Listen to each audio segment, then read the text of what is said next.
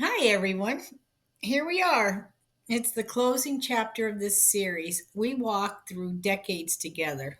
Our childhood dreams, youthful ambition, midlife balance, and the later years filled with both reflection and discovery. And now we have arrived at this place, the time in life when we start to ask, what's next? And before we dive in, though, I wanted to let you know that something interesting happened when I put out this series. Keep watching till the end to hear what it was, but it's pretty cool. And I will also want to thank you if you're a returning viewer. Thank you so much. And you made this journey meaningful for me.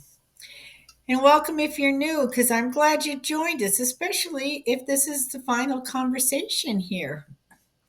When we were younger, we imagined that one day all the worries would quiet down, all the lessons would be learned, and life would somehow feel complete.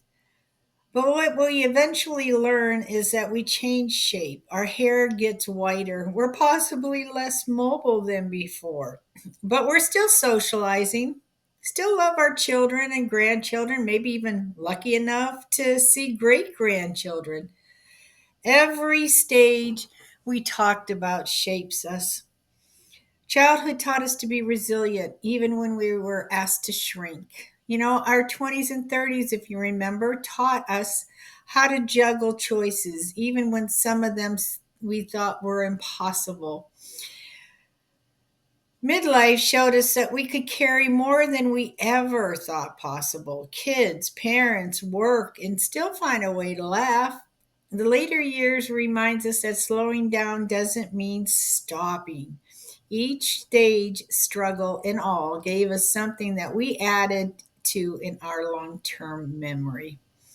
So don't forget, like, subscribe, hit the notification bell. I mean, it helps more than you know, and I really, really, really do appreciate it. And it also means you'll be here when the next series begins. So, what does it mean to live beyond our 70s? I mean, I'm not there, so, I had to rely on sources for this, but for some, it's about acceptance. Finally, realizing that life doesn't have to be perfect to be peaceful. For others, it's about letting go, of control, of regret, of endless urge to fix everyone and everything. I think a lot of us are guilty of that. But for many women in their late 70s and beyond, it's more a reflection of our lives that we lived. Going through the stages we talked about really makes you appreciate all you've learned and become. We start to notice the silence that lingers after a spouse passes, or the emptiness of a house that used to be loud with family. We become aware that more years are behind us than are ahead. And while we don't dwell on it, it changes the way we see things. Suddenly, every visit with those special to you makes you happy and emotional, especially if they take a moment to ask you questions about your life, or if you can offer them any advice. It's a feel good moment. Every call from a friend feels like a small little gift. You're excited to hear from them. Every laugh becomes something you want to hold on to just a little bit longer. But fear, it does sneak in sometimes. I mean, not the kind of fear that keeps you up all night, but the quiet kind that whispers, what happens when my health changes? When I can't drive anymore, or when my body stops cooperating? These are normal thoughts. I mean, they're human emotions. But many women talk about heart issues as they move into their 70s and 80s, and not just physical one. Heart disease becomes more common, but more so does the heartache of losing a partner, a sibling, a best friend. The emotional heart often feels just as fragile as the physical one. But there's something remarkable that happens too. It's an inner strength that rises that no one ever told us about. It's the calm that comes from surviving so much and realizing you can still find joy in all you do. It's the voice that says, I've already faced hard things. I'll face what comes next too. So if you've lost someone dear, a partner, a friend, a sibling, what was that loss? What has that loss taught you about love? Sometimes it's the absence that defines the relationship, but the way it keeps living inside of us, we never forget them. And if you'd like, share what you've learned. It might be exactly what another woman needs to hear today. And as we move into our later years, the fears often shift from what's next to how can I keep meaning in my days? There's a quiet battle between slowing down and staying engaged. Some women find new purpose through volunteering, mentoring, and creative projects.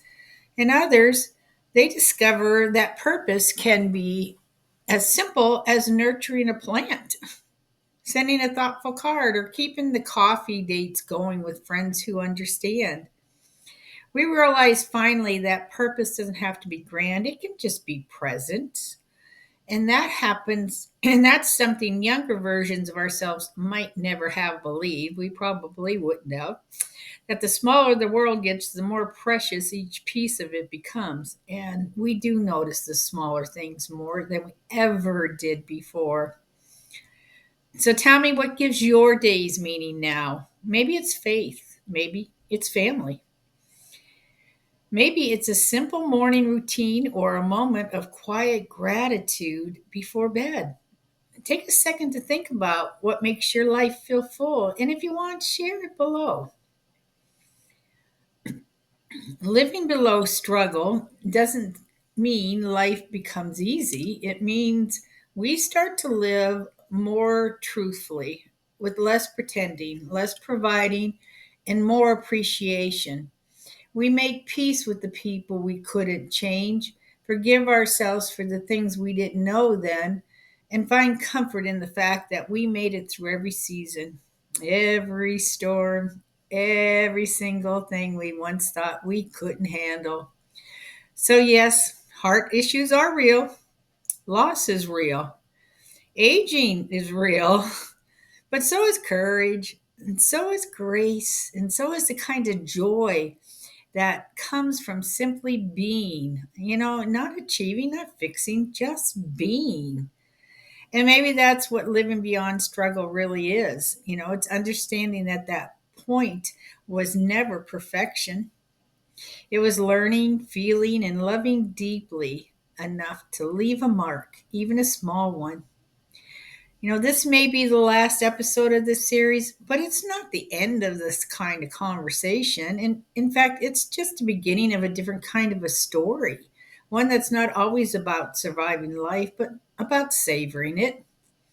So in this series, but in doing this series, it actually created a curiosity I didn't expect. I mean, I received texts and phone calls from friends and family and acquaintances, and the conversations all started with, okay, but what about? And each one had a different concern that they wanted answers to. Give me some tips. How do I handle this? Where do I go for this? What can I do about this? And since this channel is named So Curious, well, I accepted the challenge and created the What About series. And I'll give you a heads up on what the first one's going to be about, because you're going to find these interesting, because you will get tips and you will get answers to how to do something or what it is that you wanted to know about that subject. Hopefully, I think I've thought of them all. So the first one is going to be about, what about doctors who don't listen to us? Now, I don't know about you, but I know of no one else that hasn't had that. I mean, every woman I've ever talked to has said something about they just don't listen to us.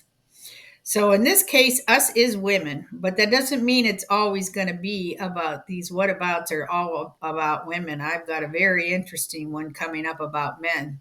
So let's begin to start with our new series now. What about? And so until the start of that new series, I want to thank you and bye.